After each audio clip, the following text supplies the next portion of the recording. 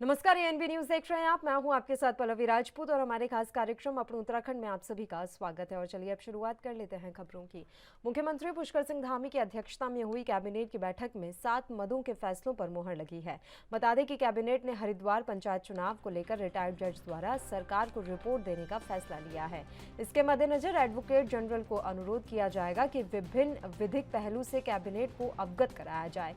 साथ ही कई और भी फैसलों पर मुहर लगाई गई है। इसके अलावा हम आपको ये भी जानकारी दे दें कि अब सरकार गन्ने पर शासकीय गारंटी भी देगी। साथ ही कैबिनेट बैठक में केदारनाथ धाम में पुनर्निर्माण को लेकर भी फैसला लिया गया है, जिसमें 1 मंजिल भवन को अब 2 मंजिल का बनाया जाएगा। ऐसे तमाम मुद्दों पर सरकार ने कैबिनेट में फैसला लिया।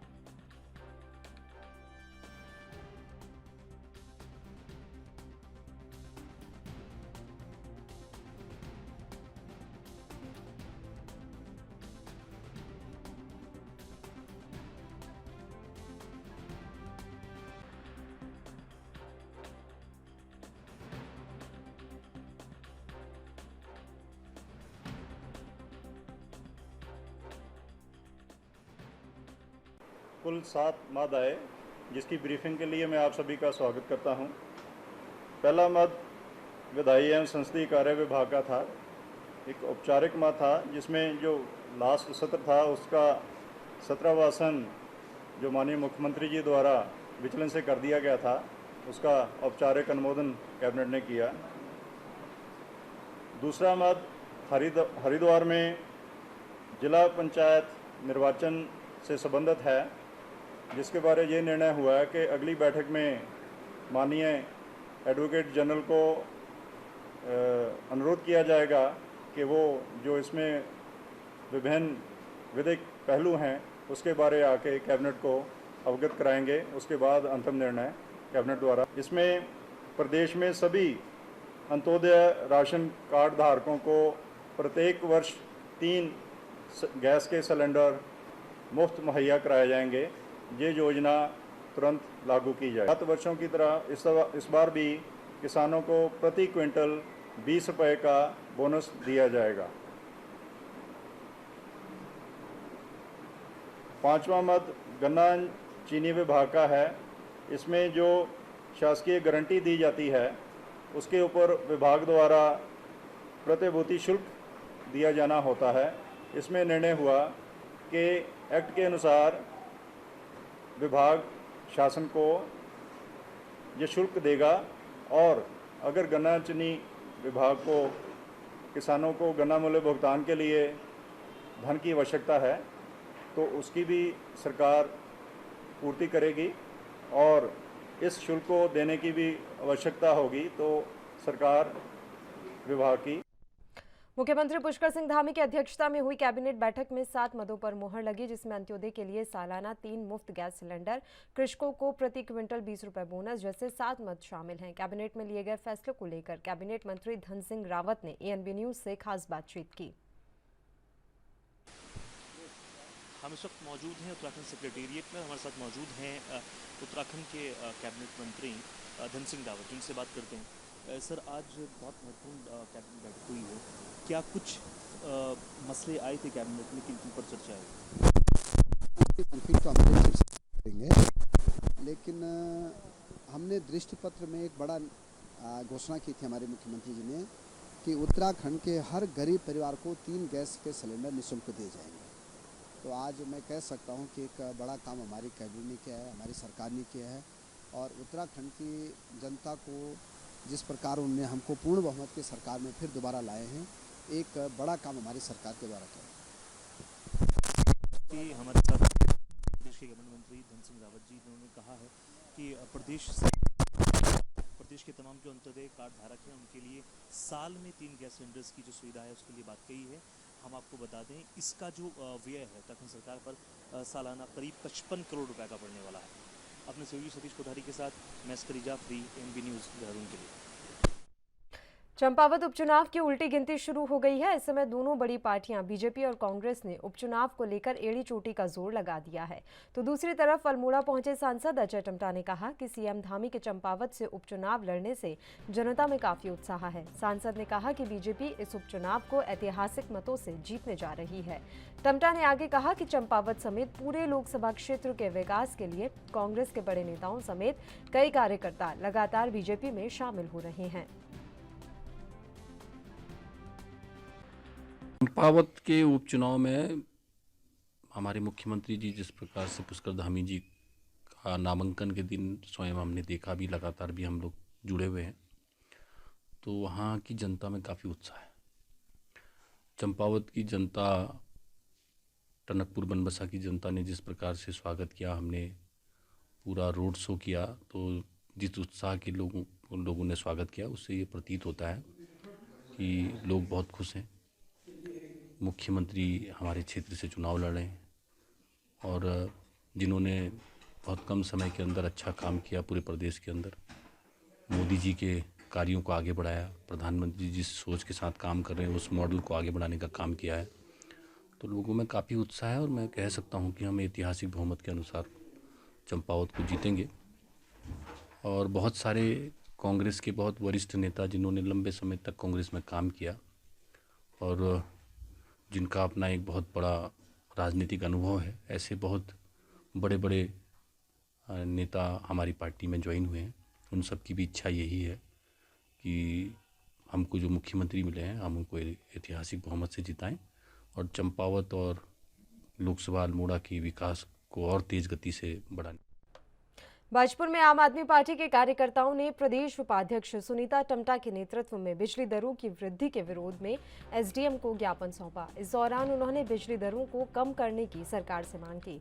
इस दौरान आम आदमी पार्टी के प्रदेश उपाध्यक्ष सुनीता टम्टा ने कहा कि लगातार बिजली की दरों में हो रही वृद्धि से मध्यम वर्ग के लोगों को काफी परेशानियों का सामना करना पड़ रहा है।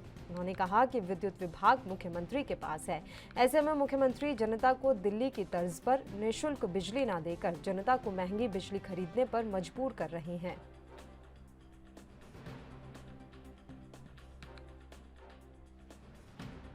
पहले भी बिजली के दाम इतने ज़्यादा हैं कि आम जन पे उसका बहुत बुरा असर है और अब सरकार जो है वो 12% और बढ़ाने की मांग कर रही है, जबकि अभी हालात ये हैं कि महंगाई चरम सीमा पे है और बेरोज़गारी भी चरम सीमा पे है। और हमारा सरकार से निवेदन है कि कम से कम ऐसा अन्याय उन आम जन पे ना करे, क्योंकि उनकी कमर तोड़ने जैसा ये काम होगा। और सरकार से गुजारिश है हमारी कि बिजली की जो बढ़ती हुई दरों की जो प्रक्रिया चल रही है हो उसको ये ना करें। आपसे निवेदन है, क्योंकि आम जन जो है वो बहुत परेशान है महंगाई की मार से, बेरोज़गारी की उससे। तो उनसे निवेदन है कि बिजली के दाम में बढ़ोतरी ना की जाए। और कभी वैसे ही इतनी ज़्यादा हो रही है और बिल जो है वो बहुत ही ज़्यादा आ रहा है, लोग परेशान हैं। बिल्कुल, ये तो हमारे लिए एक बहुत ही वो वाली बात है, क्योंकि हमारा जो प्रदेश है वो ऊर्जा प्रदेश है, लेकिन उसके बावजूद भी यहाँ हालात ये हैं, आप देख ही रहे हैं, सब समझ भी रहे हैं इस बात को। और रही दिल्ली की बात, तो दिल्ली में केजरीवाल जी ने बहुत ही अच्छा एक निर्णय लिया है, वहाँ की जनता उसका लाभ भी उठा रही है और वहाँ ऐसी कोई मुश्किल भी नहीं है।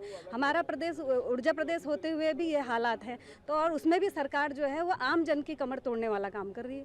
बिल्कुल, ऑफकोर्स आंदोलन किया जाएगा अगर सरकार ने। अवैध खनन पर प्रशासन लगातार अंकुश लगाता नजर आ रहा है, उसके बावजूद भी अवैध खनन रुकने का नाम नहीं ले रहा। जिले के जसपुर में प्रशासन ने अवैध खनन पर कार्रवाई से खनन माफियाओं में हड़कंप मचा हुआ है।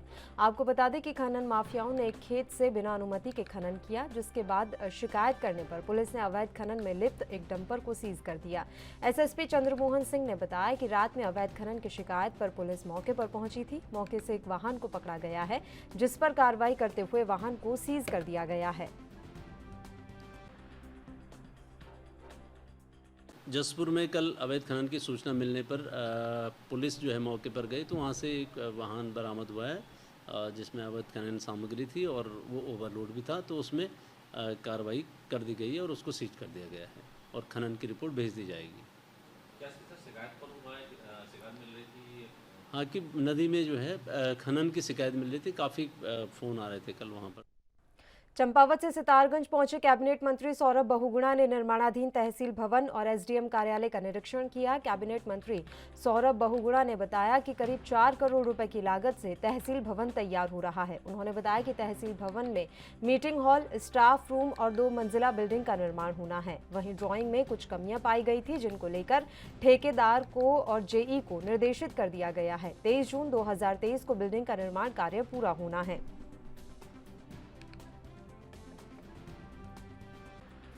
तो सौरभ बहुगुणा ने तहसील भवन का निरीक्षण किया है। सितारगंज तहसील भवन के निरीक्षण पर सौरभ बहुगुणा पहुंचे, जहां उन्होंने कई कमियों को देखकर अपनी नाराजगी भी जाहिर की। साथ ही उन्होंने बताया है कि 2023 तक इस भवन का निर्माण कार्य पूरा हो जाएगा।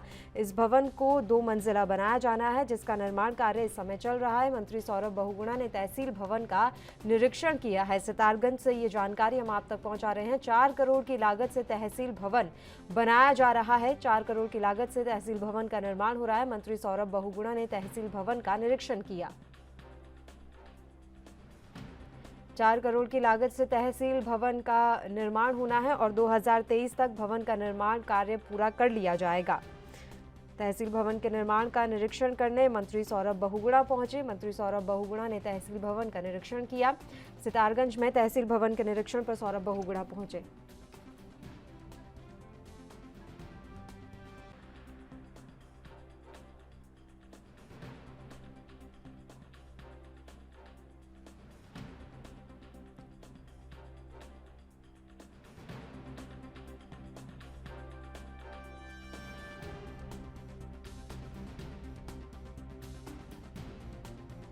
निर्माण कार्य में कई कमियां और खामियां पाई गई थी, जिनका निरीक्षण मंत्री सौरभ बहुगुणा के द्वारा किया गया। 4 करोड़ की लागत से तहसील भवन का निर्माण होना है। मंत्री सौरभ बहुगुणा ने तहसील भवन का निरीक्षण किया और कमियों को पूरा करने के निर्देश उनके द्वारा दिए गए।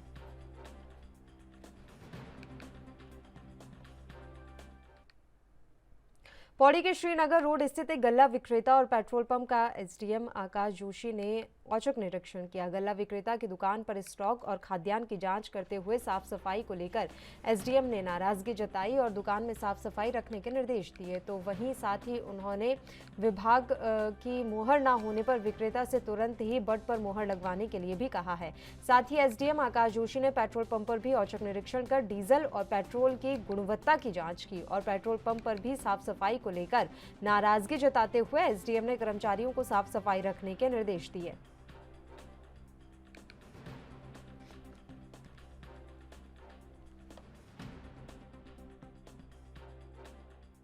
समस्या ये कि अंगूठा हमारा आ नहीं रहा काम काज की वजह से। आदमी मेरे गठिए के रोगी हैं, बच्चे बाहर रहते हैं, तो मैं क्या करूं? इस समस्या का समाधान तो ये लोग करेंगे जो नियम निकाल रहे हैं। दिक्कत क्या हो रही है? दिक्कत क्या हो रही है कि अंगूठा तो आ नहीं रहा। कितनी बार आएंगे हम, दुकान में दूर है हमारा गाँव। तो बिना अंगूठे के राशन नहीं मिल रहा है? बिना अंगूठे का राशन नहीं मिल रहा। हम चाह रहे कि बिना अंगूठे के राशन दे दें हमें। तो पहले कैसे मिलता था? पहले बिना अंगूठे का मिलता था। तो अब क्या दिक्कतें हो रही है आपको? अब ये अंगूठा ही नहीं आ रहा, उसमें कभी नेट नहीं रहता। कभी सस्ते गले की दुकान और अन्य जगहों पर ऐसा औचक निरीक्षण करा जाता है। अभी वर्तमान में श्री अरुण काला जी की दुकान का निरीक्षण करा गया, जिसमें एक जो लाभार्थी थे उनके द्वारा बताया गया कि उनके फिंगरप्रिंट्स रीड नहीं करे जा रहे हैं। विभाग द्वारा ऐसे निर्देश हैं कि बिना फिंगरप्रिंट के राशन वितरित नहीं किया जाएगा। तो तकनीकी खामी है ये। इस संबंध में जो पूर्ति अधिकारी हैं, जिला पूर्ति अधिकारी, उनको सूचित कर दिया जाएगा और जल्दी तकनीकी खामी का समाधान करा जाएगा। सर, आज कहाँ निरीक्षण किया आपने? पेट्रोल पंप से लेके तमाम क्या? आज एक पेट्रोल पंप का निरीक्षण करा गया है और सस्ते गले की दुकान का निरीक्षण करा गया है और जो खामियां मिली हैं उनके संबंध में जो जिला पूर्ति अधिकारी हैं उनको। टिहरी जिले के कीर्तिनगर थाना क्षेत्र में पुलिस ने पुष्पा गैंग के 7 सदस्यों को चोरी करते हुए रंगे हाथों गिरफ्तार किया। ये gang Tehri Maletha national highway पर कई किलोमीटर तक लगे कैश बैरियर पर हाथ साफ कर रहे थे, तभी पुलिस ने उन्हें चौकी डागर में धर दबोचा। पकड़े गए आरोपियों के पास से पुलिस को 8 लाख की लागत के 48 क्रैश बैरियर और 2 लग्जरी गाड़ियां बरामद हुई हैं। जानकारी के मुताबिक पकड़े गए आरोपियों में से एक पश्चिम बंगाल का और बाकी के 6 यूपी के रहने वाले हैं।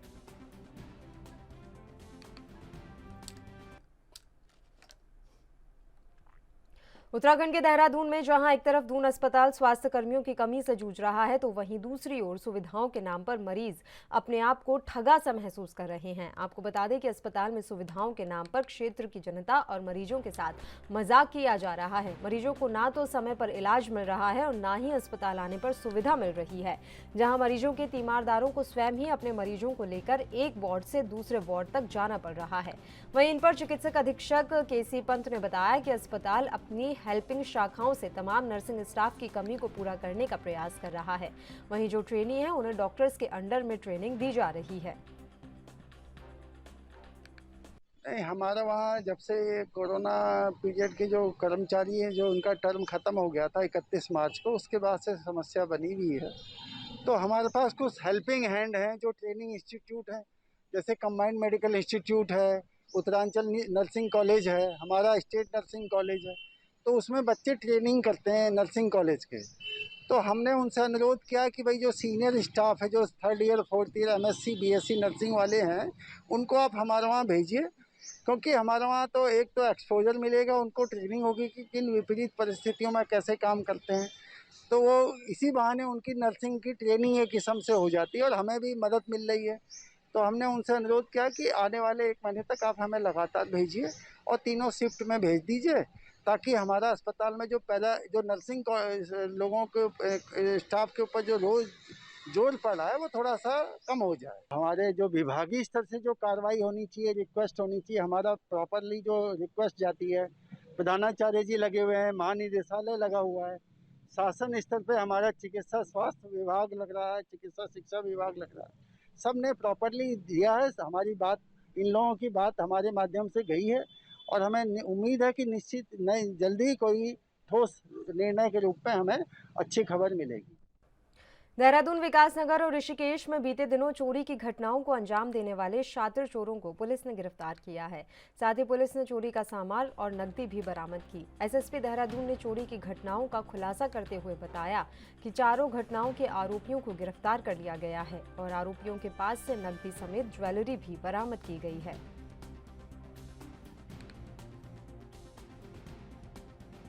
चार चोरी की घटनाएं हुई जो अलग अलग थाना क्षेत्र में हुई।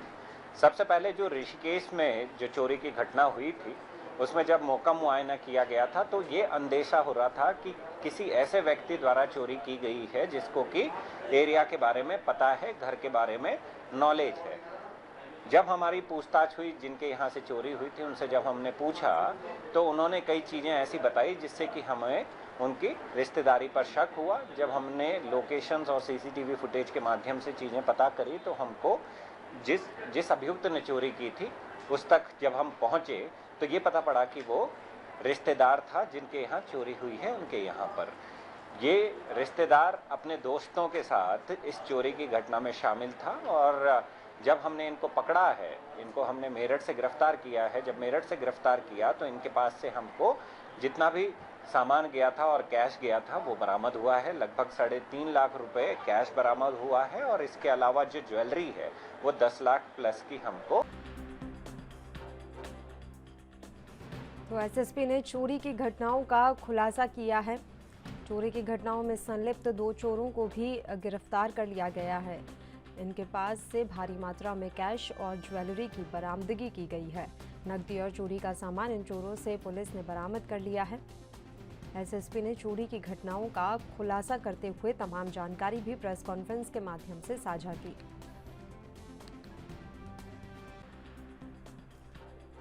तो एसएसपी ने चोरी की घटनाओं का खुलासा किया। देहरादून से ये जानकारी हम आप तक पहुंचा रहे हैं। आरोपियों को गिरफ्तार कर जेल भेज दिया गया है। इस गैंग के 2 सदस्य इस समय पुलिस की गिरफ्त में हैं। बाकी इनसे पूछताछ करके गैंग के अन्य सदस्यों की भी खोजबीन की जा रही है। देहरादून के एसएसपी ने तमाम जानकारी साझा की।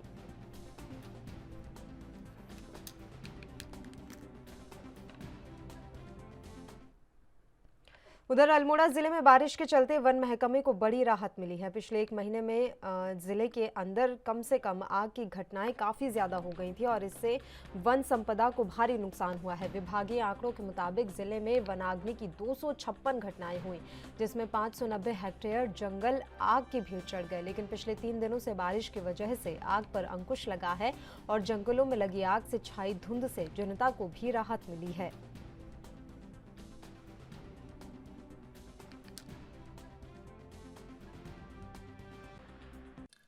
अल्मोड़ा वन प्रभाग में पिछले 2-3 दिनों से अच्छी बरसात हो रही है, जिससे कि वनाग्नि के संबंध में काफ़ी वन विभाग को राहत मिली हुई है।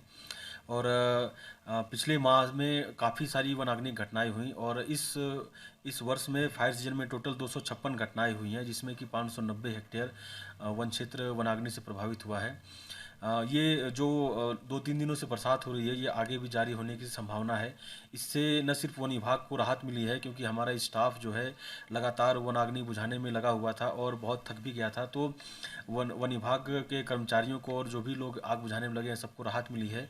और इससे ज़रूर ये निश्चित है कि वनाग्नि के संबंध में भी हमें तो अल्मोड़ा में 2 दिनों से हो रही बारिश के चलते वन विभाग को बड़ी राहत मिली है। दरअसल अल्मोड़ा में पिछले 1 महीने से जंगलों में आग लगी हुई थी। अल्मोड़ा ज़िले में ही 250 आगजनी की घटनाएं हुई थी और इसमें 590 हेक्टेयर जंगल जलकर राख हो चुके थे। ऐसे में पिछले 2 से 3 दिनों से हो रही बरसात के कारण वन संपदा को जो नुकसान हो रहा था उसमें कमी आई है और जंगलों की जो आग है वो बुझ गई है। इससे वन कर्मचारियों को काफ़ी राहत की सांस यहाँ पर मिली है। और बात अगर स्थानीय लोगों की करें तो जिस तरीके से जंगलों में आग लगी हुई थी, उससे धुआं लगातार अल्मोड़ा के लोगों को परेशान कर रहा था। बारिश होने के कारण इस धुएं में भी कमी आई है, जिससे अल्मोड़ा के लोगों को काफ़ी राहत मिलती हुई नजर आ रही है। बारिश होने से आगजनी की इन घटनाओं पर अंकुश लग गया है। बारिश के चलते वन विभाग को बड़ी राहत हुई है। अल्मोड़ा ज़िले में पिछले 1 महीने से ज़्यादा समय से लगातार जंगल जो हैं धधक रहे थे। अब पिछले 2 से 3 दिन में जो बारिश हुई है उस वजह से जंगलों में लगी आग पर अंकुश किया जा सका है।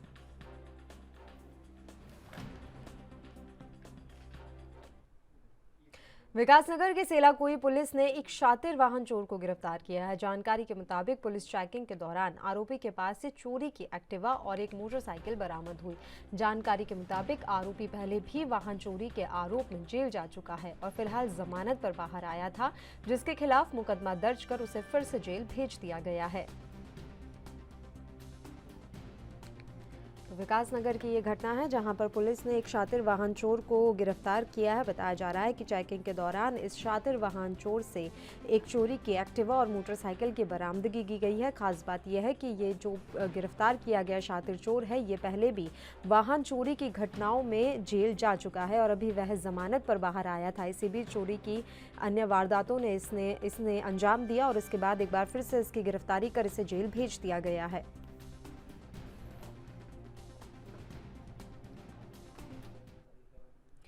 बात दिनेशपुर की कर लेते हैं तो दिनेशपुर के सुभाष चौक चौराहे में टायर फटने से एक ट्रक अनियंत्रित होकर दूसरे ट्रक में जा घुसा, जिससे लाखों रुपए का नुकसान हो गया है। जानकारी के मुताबिक केमिकल से भरा ट्रक गदरपुर से रुद्रपुर सिडकुल की तरफ जा रहा था, तभी अचानक ट्रक का टायर फट गया और ट्रक अनियंत्रित होकर 2 दुकानों में घुसते ही तीसरी दुकान पर जाकर रुका, जिससे 3 दुकानों को तो भारी नुकसान हुआ ही है। हालांकि इस दौरान दुकानों में काम कर रहे लोगों ने इधर उधर कूद कर अपनी जान बचाई, लेकिन ट्रक चालक गंभीर रूप से इस हादसे में घायल हो गया है। फिलहाल पुलिस ने ट्रक को अपने कब्जे में लेकर ट्रक चालक को हॉस्पिटल में भर्ती करा दिया। तो गदरपुर की ये हम घटना आप तक पहुंचा रहे हैं, माफ कीजिएगा, दिनेशपुर की ये घटना है जहां पर एक ट्रक का टायर फट गया और इस कारण ट्रक अनियंत्रित हो गया। ट्रक अन्य ट्रक से तो जाकर टकराया ही, साथ ही 2 अन्य दुकानों को भी ट्रक ने टक्कर मार दी, जिससे भारी नुकसान हुआ है।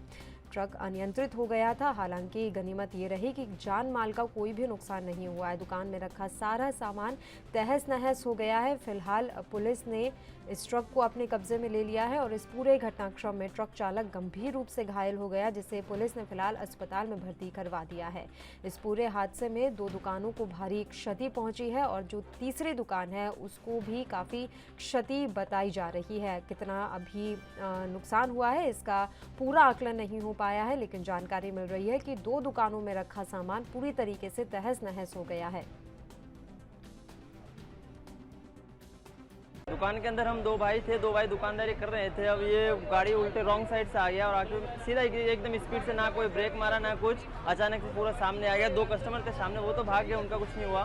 बस हमारा नुकसान क्या हुआ, ये सामने जो काउंटर लगा था मेरा, वो काउंटर वो फ्रिज था पूरा बड़ा वाला, वो फ्रिज मेरा नुकसान में फ्रिज गया। और वो मेरा साइड का जो वो लगा था, बोर्ड लगा था साइड का, वो भी गया, उसका भी नुकसान हो गया। नुकसान हमारा करीब 1 लाख का करीब मामला है जहां टायर फटने से एक ट्रक अनियंत्रित हो गया। इस हादसे में ट्रक चालक गंभीर रूप से घायल हो गया है, जिसे अस्पताल में भर्ती कराया गया है। और जैसा कि दुकानदार भी अभी जानकारी साझा कर रहा था, दुकानदार का कहना है कि 1 से 1.5 लाख का नुकसान एक दुकान को हुआ है। ऐसी 3 दुकानों को नुकसान इस ट्रक की वजह से पहुंचा है। हालांकि जान माल का किसी तरह का कोई नुकसान नहीं हुआ। इस दौरान दुकान में जो दुकानदार मौजूद थे, उन्होंने इधर उधर भागकर अपनी जान बचाई। दिनेशपुर की ये पूरी घटना है। टायर फटने से अनियंत्रित हुआ ट्रक दुकानों में जा घुसा।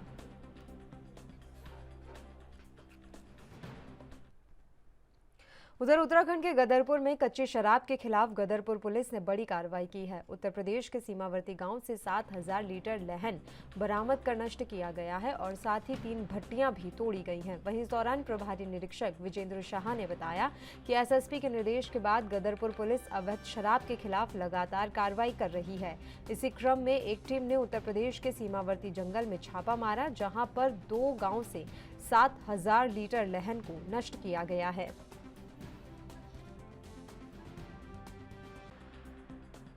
देखिए, हमारे गदरपुर क्षेत्र और आसपास के गांव में, स्पेशली सगैनिया क्षेत्र में अवैध शराब की और भट्टियों की शिकायत मिलती रहती है। तो उसी क्रम में हमने अपने एसएसपी सर के निर्देशानुसार कल इसमें अभियान चलाया और आज जो है प्रातः चौकी इंचार्ज सगैनिया और उनकी टीम के द्वारा कलकत्ती क्षेत्र में जो है जंगल के अंदर तकरीबन 3 जो है भट्टियाँ तोड़ी और लगभग 7000 लीटर लहन इसमें नष्ट किया।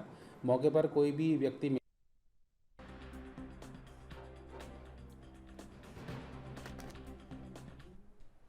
इसी के साथ इस बुलेटिन में फिलहाल के लिए इतना ही। मुझे दीजिए इजाजत। देश और प्रदेश की तमाम ताज़ा खबरों के लिए आप बने रहिए हमारे साथ। नमस्कार।